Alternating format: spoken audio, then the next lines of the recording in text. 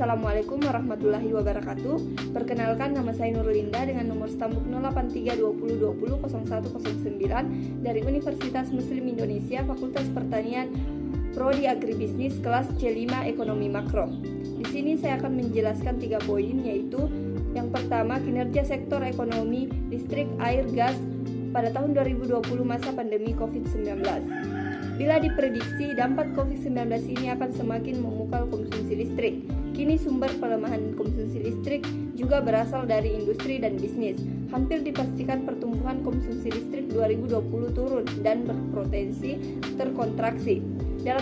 Dalam situasi seperti ini, tentu yang paling merasakan dampaknya adalah pelaku usaha di sektor kelistrikan, terutama PLN. Terlebih lagi, di tengah melemahnya pertumbuhan konsumsi listrik yang berarti menurunkan pendapatan listrik, PLN juga menghadapi tantangan yang tidak kalah besar atau kalah berat. Selanjutnya yaitu Persatuan Perusahaan Air Minum Indonesia mengungkapkan pelaku usaha di industri air minum ikut terdampak pandemi COVID-19. Pihaknya hingga saat ini belum membahas target maupun kinerja pada tahun 2020, apalagi melihat daya beli masyarakat rendah dan industri perhotelan yang juga tidak beroperasi dan otomatis pengguna air juga turun.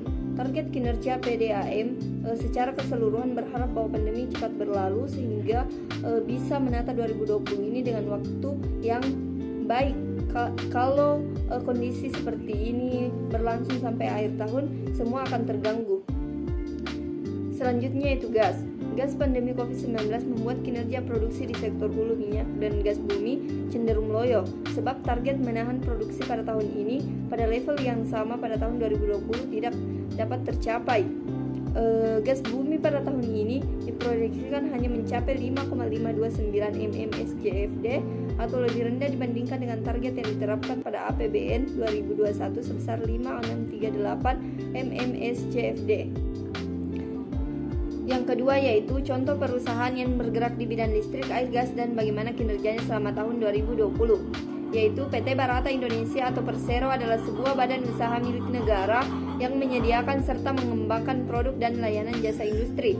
Di Indonesia, PT Barata Indonesia memegang peran penting dalam industri energi baik dalam pembangkitan listrik dan sektor minyak atau gas.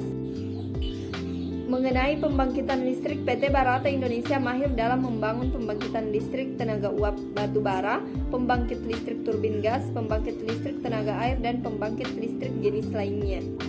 PT Barata Indonesia Persero menyatakan bahwa kinerja perseroan ekspor barat ke Cina tidak terlalu berpengaruh terhadap virus corona yang meluas di Cina. Ekspor barat ke Cina sangat kecil, khusus produk ekspor menuju Cina barat mengirim alat berat untuk pembangunan gas dan batu bara. Meskipun tersebut di masa pandemi atau sebagian aktivitas ekonomi terganggu seperti industri, perdagangan, transportasi, dan sektor lain. Namun dalam rentang waktu 3 bulan, PT Barata Indonesia Persero berhasil melakukan ekspor komponen pembangkit listrik ke 3 negara.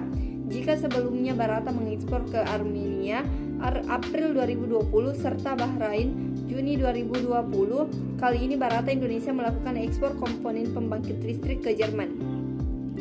Sementara, berdasarkan laporan keuangan perseroan tahun 2020, Barata berhasil mencatat performa penjualan sebesar 1,2 triliun dan kinerja ekspor sebesar 388,7 miliar.